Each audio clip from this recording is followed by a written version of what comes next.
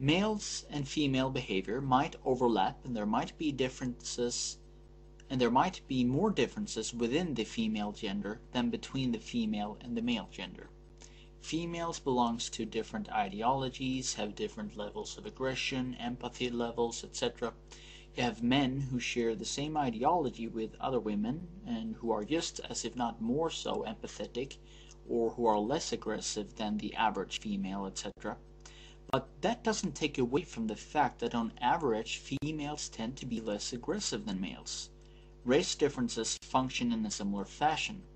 Black men in the United States are as much more likely to commit crime compared to white men than men are more likely to commit crime compared to women. Just as you can find women who are more aggressive than men, you can find white men who are more aggressive than black men.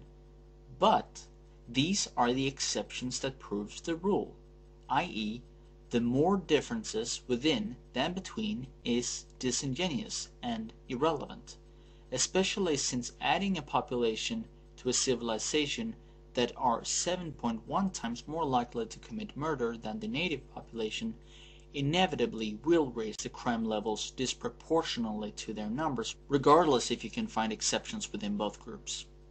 I hope this simplistic explanation helps explain why more differences within than between is an irrelevant and disingenuous claim, why such a claim is irrelevant. Now, between blacks, whites, and Asians, we do know of behavioral differences that affect customs, unspoken rules, values, etc. in a nation, much like in a family household. And I would contend that this behavior is in part genetic. These behavioral differences is in part what ensures that a multiracial nation never can become fully assimilated, nor the multiracial groups that comprises the nation indistinguishable. It works when the immigrants are largely the same race. You have a proper and effective melting pot. After a couple of generations, as Professor March suggests, you can't tell a Frenchman from an Italian from a German, unless they stay in Quebec. Now, race is a different matter. You have had Native Americans here for centuries, and still you have a terrible problem because the difference is racial. And now you are compounding the problem by importing Asians, Africans, people from the Indian subcontinent. The more that arrive here, the more they will create a kind of center of gravity for racial and cultural loyalty, and you will have increasing divisiveness. Whilst a multilingual and multicultural nation of one race can ensure that whites of different cultures and languages become more or less indistinguishable and fully assimilated after a couple of generations, while blacks still to this day stand out unassimilated. People don't say Italian American anymore, because being white European, their language group was absorbed and integrated. Culture is very easily malleable and ephemeral. That's why whites of different cultures can integrate, while blacks from ostensibly a much more similar culture do not, as the behavioral differences are hardwired. Some of these racial behavioral differences are not easy to pin down to poverty and environmental causes, especially not when poverty might be caused by hereditary traits which only emphasize the heritable traits even more.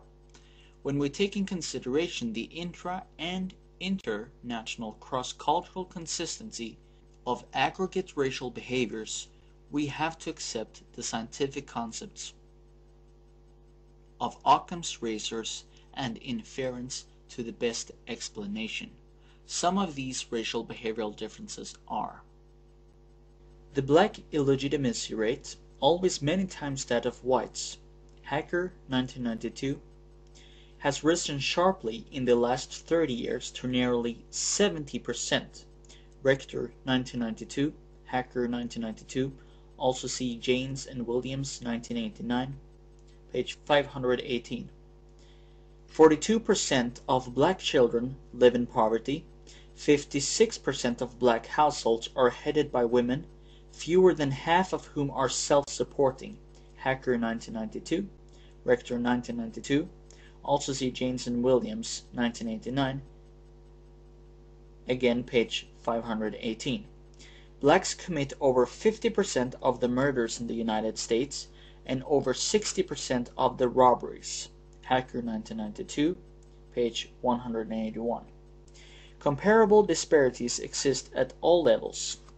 A black college student is 4.2 times more likely than a white to be enrolled in a remedial course. Knowlton, Knowlton, 1995. Editorial writers, e.g. Hyland, Hyland, 1992, list crime, drugs, education, and a squeeze on the middle class as contemporary urban crisis. Literalizing journalistic euphemy drugs refers mainly to the chaos and violence attending narcotics in black slums. See Janes and Williams, 1989, page 464. On average, 20% of tuition at major colleges is used as aid for poor, predominantly black students. Golden, 1995. Although this is seldom stated openly, the median homeless person is a single black male. According to one survey, 91% of adult homeless people in New York are black or Hispanic. According to another survey, 94%, Hamill, 1993. One federal court overturned an anti-crack law on the grounds that crack is used disproportionately by blacks. London, 1991. Another has given black defendants lighter sentences than mandated by sentencing guidelines because of, quote, institutional racism within the criminal justice system, close quote, AP 1993. The Black and Puerto Rican caucus of the New York State Legislature opposes anti-scofflaw measures lest they target minorities. Pierce, 1993. Congress declined to withhold loans to students at colleges with high default rates when it was noticed that this rule, quote, would have hurt inner city students, close quote, AP 1994A. A decision by Mississippi to raise admission standards for state universities up to white levels has been challenged as, quote, a new strategy for locking blacks out of higher education, close quote. Applebaum, 1995, A14. When over 600 scientists and educators were polled anonymously in the mid-1980s, 84% agreed that intelligence tests do measure intelligence as either a single general ability or a cluster of more specialized abilities, and 53% agreed that genes contribute to the race differences in IQ. Rothman and Snyderman, 1988, page 71 and page 285. Only 17 reported believing the differences to be entirely environmental. To be sure, there are environmental variables that, when controlled for, reduce variation between races. The IQ gap shrinks by about 25% when children's socioeconomic status is held constant. For instance, more so when education is held constant as well. Fisher et al., 1996. However, if status and education are themselves partly determined by genes, they are not non-genetic factors. Furthermore, stereotypes are either grossly stupid or misunderstood, and gross stupidity is less common than misunderstanding. Furthermore, the received view makes a mystery of flattering stereotypes, such as German efficiency, and neutral ones, such as the tendency of Italians to gesticulate while talking, neither suited to bolstering feelings of superiority.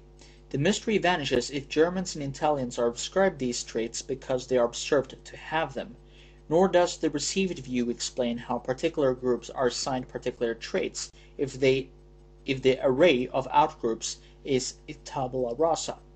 With that ascription independent of observation which groups get which traits must be arbitrary. The conventional theory addresses this problem by calling stereotypes self-fulfilling, made true by being accepted. Thus blacks are said to be good at basketball because everyone including blacks thinks they are, an exception that leads black kids to practice a lot.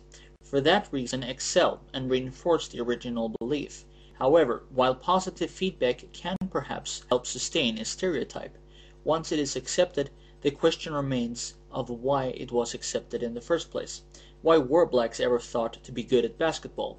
This problem too vanishes if the description of stereotypes is initially controlled by perception of black ability at that sport. Cross-culturally robust stereotypes are unlikely to manifest identical psychological needs. Generally speaking, the best explanation of a belief held by numerous non-colluding observers is that the belief is correct. Should 10 motorists report seeing a cow in a meadow, it would be a remarkable coincidence if all 10 needed to see a cow. The hypothesis that they all had similar bovine visual experiences, which experiences were caused by something bovine, assumes the fewest coincidences. Likewise, the simplest explanation of robust stereotypes is that they report reliable observations. Stereotypes about blacks in particular have shown great consistency. Pieters, 1992, records the agreement of all European cultures that blacks are unintelligent, brutal, and highly sexed, a view of blacks usually associated with pre-civil rights era America. Medieval Arab slave traders regarded blacks as rhythmic, highly sexed, unintelligent, and prone to merriment. Lewis, 1990, also Rushton, 1995b. Given their cultural achievements, Arabs would hardly have needed to feel superior to anyone. They may have been influenced by the servile status of the blacks they knew, but they did not regard their slaves from other groups as unintelligent. Romans prized Greek and Jewish slaves for their intelligence. The best explanation of this cross-cultural concordance is that the blacks observed by Europeans, Americans, and Arabs displayed the traits in question. Gordon Allport's well-known The Nature of Prejudice, 1954, devotes only a few unsystematic pages to the empirical truth of stereotypes. Helmreich, 1982, explores the question more deeply and reports that of 75 generalizations about Jews, blacks, Italians, and other groups, he considers 25% are true and about half have a factual basis. This is a higher proportion than is predicted by theories divorcing stereotypic belief from perception. Moreover, Helmreich's criteria for accuracy are quite restrictive, for like many people he tends to view wrongfully caused traits as unreal, and therefore to discount stereotypes ascribing traits considered wrongfully caused. Thus he rejects the stereotype of black oversensitivity on the grounds that oversensitivity is a response to oppression. However, if blacks are oversensitive for whatever reason, this stereotype is literally true. Blacks might not be to blame for oversensitivity due to oppression, but that is consistent with, in fact, implies that they are oversensitive. Temperament and motivation. Herrnstein and Murray, 1994, tend to describe blacks as if they were simply a less intelligent subpopulation of whites. These authors are aware that intelligence is not the whole story. Noting that the races continue to differ in marital habits, illegitimacy, welfare dependency, and incarceration after IQ is controlled for, page 329 to page 338, but they ignore possible non-cognitive race differences as causes. Such differences do appear to exist. Many observers, including a number ready to attribute all black difficulties to racism, agree that there is a distinctive black behavioral style. Kochman, 1983, describes the white approach to argument as, quote, low-keyed, dispassionate, impersonal, and non-challenging, cool, quiet, and without effect, close quote. While the black approach is, quote, high-keyed, animated, interpersonal, and confrontational, heated, and loud. Blacks do not simply debate an idea, the white mode. They debate the person debating the idea, close quote. Page 21 to 34. Kochman observes that whites find the black style, quote, dysfunctional, close quote, and often retreat into silence before it, although he considers the black approach more consonant with Mill's ideal of free speech. Hacker, citing several black psychologists, remarks that, quote, black children are more attuned to their body and physical needs.